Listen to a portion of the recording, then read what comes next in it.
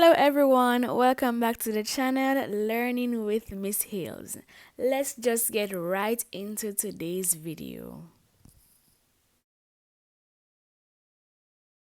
Hi, today we'll be looking at addition of fractions that have like denominator or same denominator.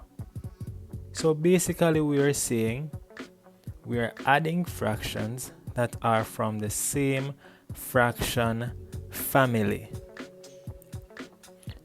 Now we are asked to add, for example, 3/4 and 2/4. What would this be equal to? If we take our models to represent our 3/4, we need 1, 2, 3/4, and for 2/4 we need 2 pieces, which would represent 2/4 in this case. So basically what we're saying is we're taking 3/4, which is 1, 2, 3/4. Let us break it down. So we have 1/4 based on the diagram, plus another quarter, plus one more quarter to give us 3/4. So the quarters at the bottom there come together to represent 3/4. Then to that we're going to add 2/4. How do we write this? Let us break it down. So we have 1/4 plus another quarter. This gives us 2/4. So this is what we're saying.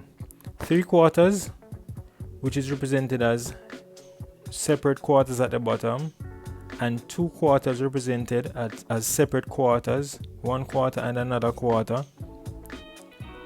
Let us count them together. 1/4, 2/4, and 3/4. 4/4, 5/4. Let's count down at the bottom there. Let's go. 1/4, 2/4, 3/4, 4/4, 5/4. So therefore, these would be equal to 5/4. If the bottom is 5/4, then the top must also be 5/4.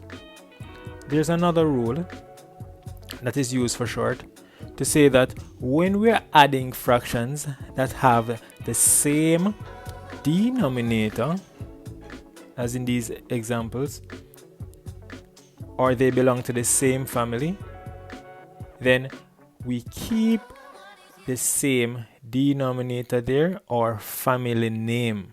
So we're dealing with quarters, so we keep quarters. So we have some quarters there, and we get some more quarters. When you put the quarters together, you will still have quarters. Now, how many quarters do we have there? We have 3/4 there, and we get another 2/4. If we put the 3/4 and the 2/4 together, we have 3/4 here, and we have 2/4 there. Therefore, we have in all 5/4. So basically, whether you break it down like that or not, you can add the fractions like this. Family name is the same, keep the family name. Add the numerator, and that becomes your new numerator. You have some of the quarters there and another portion of quarters over there. So you must still have your answer in terms of quarters. Now we have 5/4. It is correct if you write 5/4, but if you want to take it a step further using something that you have learned before, since it is improper, we can write it as a mixed fraction. It is improper because the numerator is greater than the denominator. How do we write it as a mixed fraction? Let us rearrange these. We're using these instead of what is at the bottom there. Represents the same thing, but let us work at the top so that we can give our answer in terms of a mixed fraction. So we're working towards getting a mixed fraction. Really, we are going to draw on some of the knowledge that we have of mixed fractions. What we're going to do, we're going to take 1/4 from there and put it into the other diagram to make it complete. We're going to make it complete, therefore we're making it into a whole. So 1/4 from there and put it into the other diagram that missed 1/4. What do we have there now? This looks like a complete cake or a complete circle. Isn't it so? No, that is one complete cake. So we are going to call it a whole. So we are going to transform that whole and get rid of the separations. Alright, let us transform it. So we have one whole. As a mixed fraction, we can write one whole because we have a whole there. Let us rearrange it. Alright, now we have the complete thing, which is the same thing as 4/4. So we have one whole and a quarter gives us 1 1/4.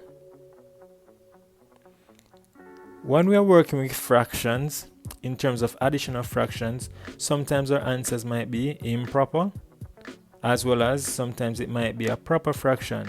In this case, it's an improper fraction, numerator larger than denominator, and sometimes you're expected to change it into a mixed fraction. So 5/4 is fine, but since we've learned to change improper to mixed fraction, we can say that 5/4 is equal to 1 whole and 1 1/4. So 4/4 make 1 whole plus another fourth gives us a quarter there. Now let us look at this other example. We have 1/6.